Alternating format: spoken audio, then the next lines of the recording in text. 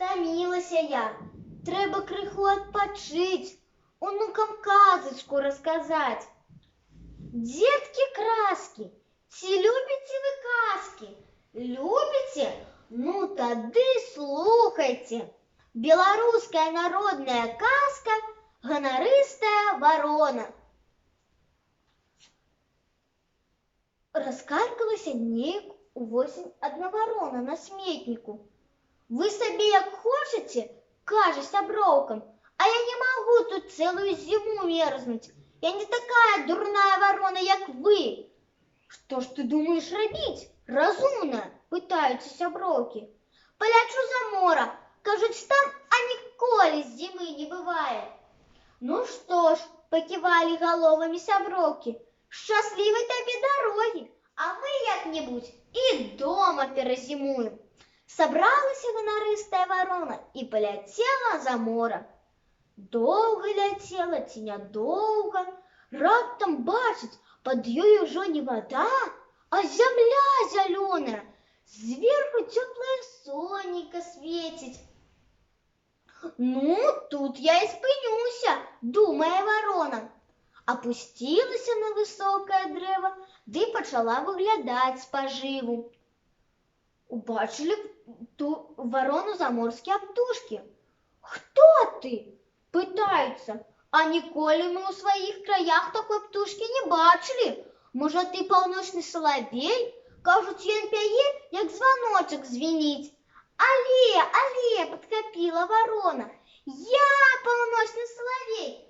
А сама себе думает, хіба ж яго ж за солов'я спяваю, чаму ж яму толькі гонор і павага.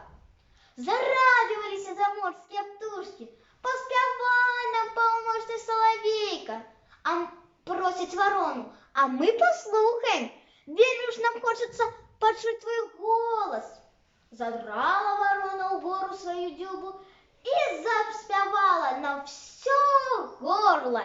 Кар, кар, кра, кра, гей, гей, я паўночны соловей. Переглядываются птушки помеж собою, в уши лапками затыкают.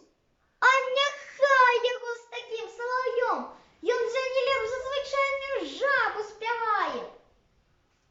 А потом не вытрымали слухачи, гуртом налетели на ворону и давай яе дзяўбці, давай яе таўчы, чуть не ўсё пер'я выскублі.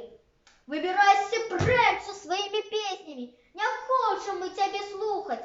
Вырвалась ворона от неудячных слухачов и полетела назад до дому. А тут скоро и весна настала, речки от лёду очистились. Не захотела ворона на сметник ворочаться, полетела на речку, села там на березе и текуя за рыбами. Бачить, рак паўзе. Ну, голод не тетка, коли няма рыбы, то и рак рыба. Схопила рака, собралась уже снедать, як чуя леслівый ракаў голосок. Вось добра, что я трапіў дзюбу не якой-нибудь чорной галцы, а самой пане вороне. Ты ж такая прыгажуня, такая красуня, аж сказать не можно. Аж твои шэрыя пёркі аж захотят на сонейку, а голосок у тебе, як у того солов'я. Як пачнеш спяваць, дык на целый свет чуваць. Я не раз захапляўся твоими цудоўными песнями, у темной норы седячы. Хотел бы, пани ворона, послухать твою песню яшчэ раз. Правда? Правда, каркнула узрадована от похвалы ворона.